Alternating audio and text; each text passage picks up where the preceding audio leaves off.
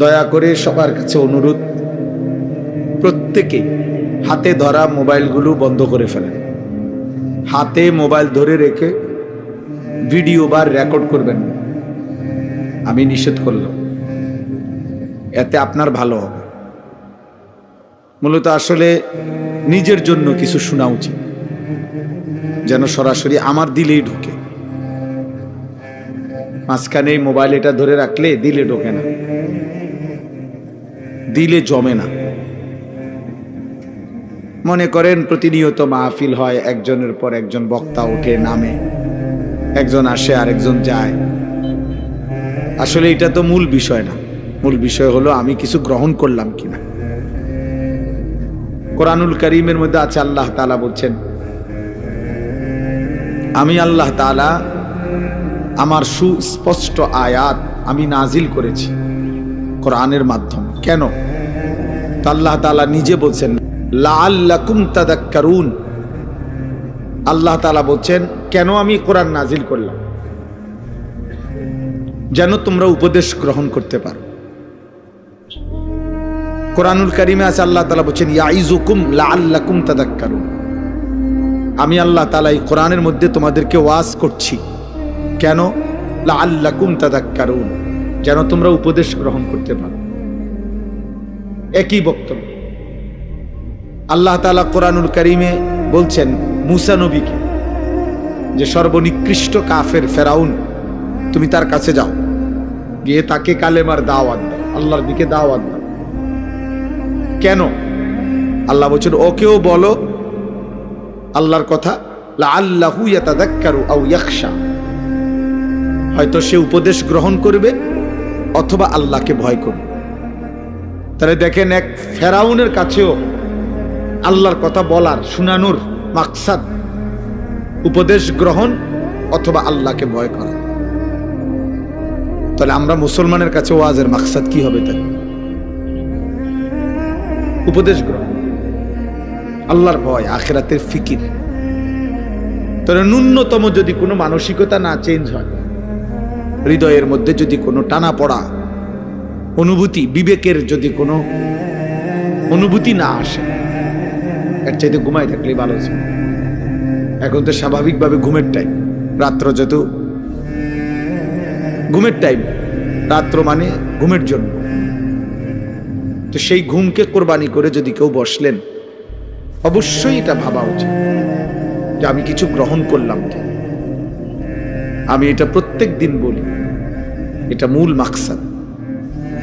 এই প্রদর্শন, লৌকিকতা, হুঙ্কার, ঝংকার, সুর, টান, এগুলো তেমন কিছু। কারো সুরেও কিছু আইয়ে যায় না, কারো সুর না থাকলেও কিছু আইয়ে যায়। এটা কেমন কিছু না। মূল বিবেচ্য বিষয় হলো আমি কিছু গ্রহণ করলাম কিনা। হাদিসের মধ্যে আছে, সাহাবায়ে কেরাম বর্ণনা করেছেন, নবীজি সাল্লাল্লাহু আলাইহি সাল্লাম সামনে যখন আমরা ওয়াজ শুনতাম, তিনি যখন আমাদেরকে ওয়াজ করতেন, জারাফাত মিনহাল উয়ুন ওয়া ওয়াজিলাত মিনহাল কুলুব, আমাদের চোখ থেকে অঝরে পানি ঝরত আর আমাদের অন্তরগুলো আল্লাহর ভয়ে কাঁপতে শুরু করত, কাঁপতে শুরু করত। তাইলে ওয়াজের পরে প্রতিক্রিয়া কি হতো? সাহাবী বলছেন, চোখ ভিজে যেত, অন্তর কি আল্লাহর ভয়ে কাঁপত। সাহাবী বর্ণনা করছেন, আব্দুল্লাহ ইবনে ওমর রাদিয়াল্লাহু তাআলা আনহুমা, নবীজির সামনে আমরা যখন ওয়াজ শুনতাম, এতটা মনোযোগী হতাম, এতটাই স্থির থাকতাম যে মনে হইতো যেন আমাদের মাথা শরীর থেকে আলাদা করে রেখে দিছে। মানে মাথা থাকলে না নড়তো সরতো, মাথায় নাই, এত স্থির থাকতাম। হযরত বারা ইবনে আযিব রাদিয়াল্লাহু তাআলা আনহু বর্ণনা করেন, নবীজির সামনে আমরা যখন বসে ওয়াজ শুনতাম, কাআন্না আলা রুউসিনা তাইর, মনে হতো যেন আমাদের মাথায় আইসা পাখি বসছে। মানে আমরা তো নড়াচড়া করতাম না, যার ফলে স্থির বসে থাকার কারণে মনে হতো যেন আমাদের মাথায়, কাঁধে পাখি বসছে এসে। এই ছিল সাহাবায়ে কেরামের ওয়াজ শোনার সিস্টেম, পদ্ধতি, সুন্নাত, তরিকা। এই জন্য বাপ এটা জরুরি। প্রতিনিয়ত আলহামদুলিল্লাহ বয়ান হয়, বছরে 52 সপ্তাহ, এই 52টা জুমা হয় এক বছরে। 52টা জুমায় জুমার ইমাম সাহেব কিছু না কিছু বয়ান করে, 40 মিনিট 45 মিনিট, গড়ে 40-45 মিনিট বয়ান করেই। তিনিও আল্লাহর কথাই শতভাগ বলেন, কোরআন সুন্নাহর কথাই বলেন। পরিচিত হোক বা না হোক, সবাই সারা পৃথিবী চিনতে হবে এটা জরুরি না। পরিচিতির ভিত্তিতে সফলতা না, আল্লাহ গ্রহণ করার ভিত্তিতে সফলতা। সুনাম, সুখ্যাতি আর জনপ্রিয়তা দিয়া আখিরাতের বিবেচনায় 2 পয়সারও কোনো মূল্য নেই। কারো কোনো জনপ্রিয়তা দিয়ে আখিরাতের কোনো ভ্যালু নেই, আখিরাতে কোনো মূল্যায়ন নেই। এগুলো দুনিয়াবি বিষয়। দুনিয়ায় যাদের ক্ষমতা দরকার, কর্তৃত্ব দরকার, পদবি দরকার, ওনাদের জন্য হলো সুনাম, সুখ্যাতি, শোহরত, জনপ্রিয়তা ওনাদের দরকার। আখিরাতের এমন হাজারো আউলিয়া, লক্ষ আউলিয়া, সাহাবা এই পৃথিবীতে বিদায় নিছেন, যাদের নাম পৃথিবীর কেউ জানেন, কেউ জানেন। পুরা পৃথিবীর ইসলামী ইতিহাসের সমস্ত কিতাব একত্র করিলেও 2-4-5 হাজার সাহাবীর নাম একসাথ করা যাবে না। অথচ বিদায় হজ্জে আরাফাতের ময়দানে নবীজির সামনে ছিল 1.25 লক্ষ সাহাবী। তো সেই সাহাবীদের নাম কই? কোরআনুল কারীমের মধ্যে 25 জন মাত্র নবী এবং রাসূলের নাম। অথচ একাধিক বর্ণনার মধ্যে একটি বর্ণনা এটা যে 1,24,000 নবী বা রাসূল ছিলেন। তো যদি 1,24,000 হয়, তো বাকিদের নাম কই? তো পৃথিবী ওনাদের নামও জানে না। এজন্য আখিরাতের জন্য সুখ্যাতি, পরিচিত হওয়া জরুরি। এমন হাজারো আউলিয়া, হাজারো আল্লাহর প্রিয় বান্দা পৃথিবীর আড়ালে, লোকচক্ষুর অন্তরালে কোনো নাম যশ ছাড়াই পৃথিবী থেকে বিদায় নিছেন। হাসরের ময়দানে দেখবেন বাদশাহ। আপনি মনে করছেন এবারে রিস্কার ড্রাইভার, আপনি মনে করছেন এবারে আঙ্গাল কাঙ্গাল, কিন্তু হাসরের ময়দানে দেখবেন সেই বাদশাহ। আর দুনিয়ার বহু ক্ষমতা ধরকে দেখবেন ফকির চিৎকার করছে আর বলতেছে, মা আগনা আন্নি মালিয়া হালাকা আন্নি সুলতান। আল্লাহ কোরআনে বলছে নাফরমান চিৎকার করবে আর বলবে, হায় আমার মাল তো আমার কোনো উপকারে আসলো না। হালাকা আন্নি সুলতানিয়া, আমার বাদশাহী, কর্তৃত্ব, ক্ষমতা আমাকে তো শেষ করে দিল, ধ্বংস করে দিল। আজ আমার আমল নামা বাম হাতে দিল, আহা আমি এখন কি করব? এই জন্য দোস্ত, বাবা, ভাই, বন্ধু, সবার এটা বোঝা উচিত। ওয়াজ মাহফিলের মূল মাকসাদ আখিরাতের ফিকির, আত-তারগীব ও তারহিব। অনেক সময় আপনারা ওয়াজের মধ্যে প্রত্যাশা করেন যে সবকিছু বলতে হবে, না, সবকিছু বলা জরুরি। প্রত্যেক বিষয়ের জন্য আলাদা মন ছাওয়া এটা অযৌক্তিক না, বরং এটাই যৌক্তিক। ক্লাস 5-এ এসএসসির বই পড়ানো হয় না, ক্লাস 8-এ ইন্টারমিডিয়েটের বই পড়ানো হয় না, এটার জন্য আলাদা ক্লাস। অতএব চিকিৎসা বিজ্ঞানের বইতে অর্থনীতি পড়ানো হয় না, অর্থনীতির বইতে চিকিৎসা বিজ্ঞান পড়ানো হয় না, এটা আলাদা ক্লাস। অতএব ওয়াজ মাহফিলের একটা মূল মাকসাদ হলো আত-তারগীব ও তারহিব। অর্থ হইল জান্নাতের প্রেরণা, জাহান্নামের ভয়। আল্লাহর বান্দার কলিজার ভিতরে জান্নাতের আগ্রহ তৈরি করে দেওয়া, জাহান্নামের ভয় তৈরি করে দেওয়া।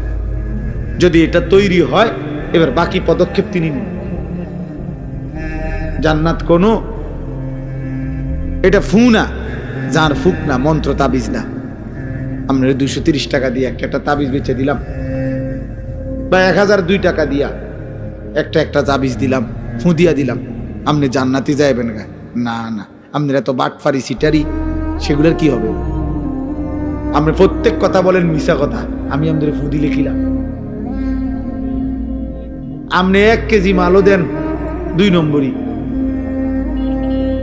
তাহলে আপনারা আমি ফুঁ দিলে লাভ কি? অতএব প্রিয় বাবা ভাই, এটা বুঝা উচিত। ওয়াজ মাহফিলের মূল একটা উদ্দেশ্য আখিরাতের প্রেরণা তৈরি করা।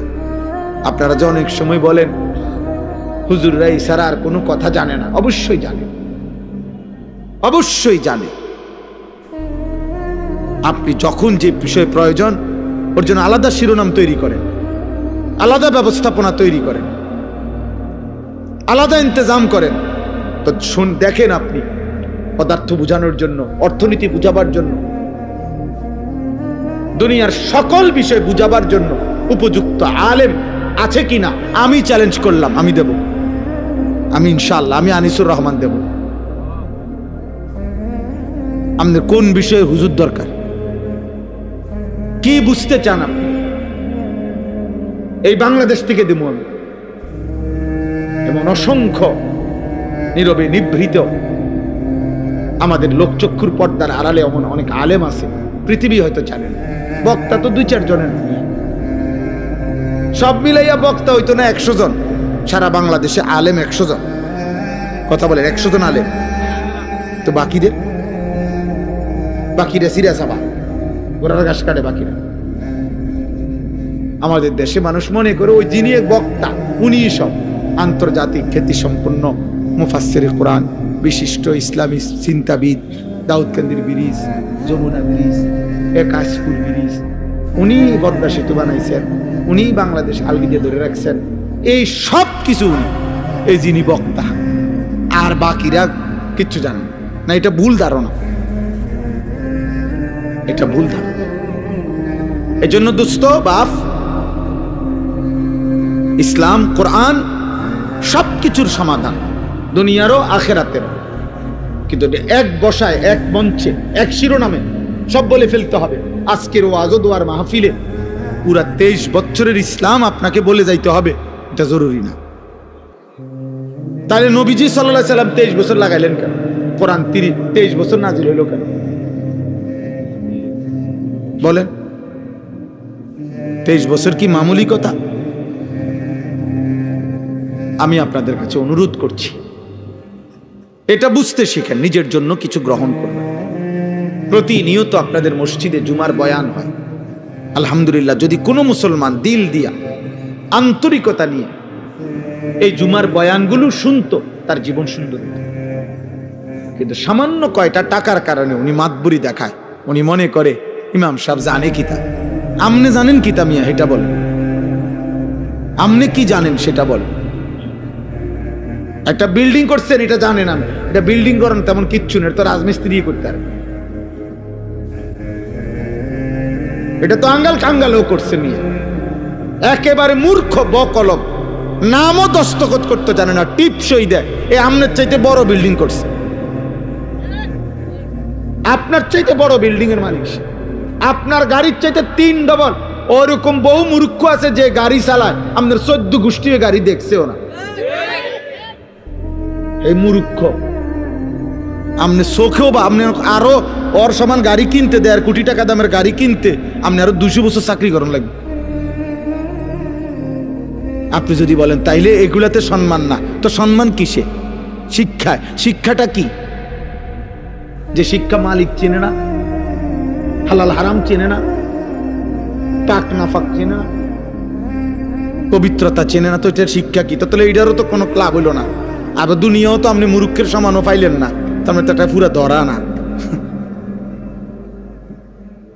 আপনি তো একেবারে ধরা না খাইলেন। আপনি যদি বলেন আমি আল্লাহ ছেড়ে দিছি, কোরআন ছেড়ে দিছি, সুন্নাহ ছেড়ে দিছি, অন্য কিছু শিখছি দুনিয়া অর্জনের জন্য, তো দুনিয়া তো মূর্খ আপনার থেকে বেশি পাইছে। আমাদের লাকসাম এলাকার একজন লোক আছে, ঢাকা শহরে একটা এলাকা আছে, আমি নাম বলবো না ইচ্ছা করে। ওনার কোম্পানি যেখানে, ওই কোম্পানি, ওনার কোম্পানির নামে ওই এলাকার নাম, বাস স্টেশন, ওখানে গাড়ি থামে, ওনার কোম্পানির নাম কইলে ওই জায়গাটার স্টেশন ধরে। আমগো এলাকার মানুষ ঢাকা শহরে একটা পূর্ণাঙ্গ মডেল টাউনের মালিক, হাজার হাজার কোটি কোটি টাকার মালিক, হাজার হাজার কোটি কোটি টাকা। একদম মূর্খ বকলম, আঙ্গুল দিয়ে দৈরে টিপসই দেয়, মানে উনি নিজে টিপসইও দিতে পারেন, আরেকজনের দৈরে দিলে যে স্যার এনে এনে এনে দাতা দেয়। সে কোত্থেকে আনলো এই টাকা? আমাদের অঞ্চল আমগো এলাকায় কয় ওই পাকিস্তান আমলে যে সময় মুক্তিযুদ্ধের সময় তারা বাইকে গেছে না পাকিস্তানি সৈন্য, কয় তারা এই মানে টাকার ট্রাক পাইছে বলে, এরা বলে পাইছে। বিশ্বাস করে মানে আমগো এলাকার আমি এটা প্রসিদ্ধ কথা আর কি, যে তারা বলে পাকিস্তানিরা বলে টাকে টাকে টাকা থুইয়া গেছে তার কাছে। মানে এত টাকা, মানুষ অবাক যে কিরে মূর্খ মানুষ এত টাকা পাইলো করতে। মালিকের ইচ্ছা। এটা কার ইচ্ছা বলেন? দয়া করে। অতএব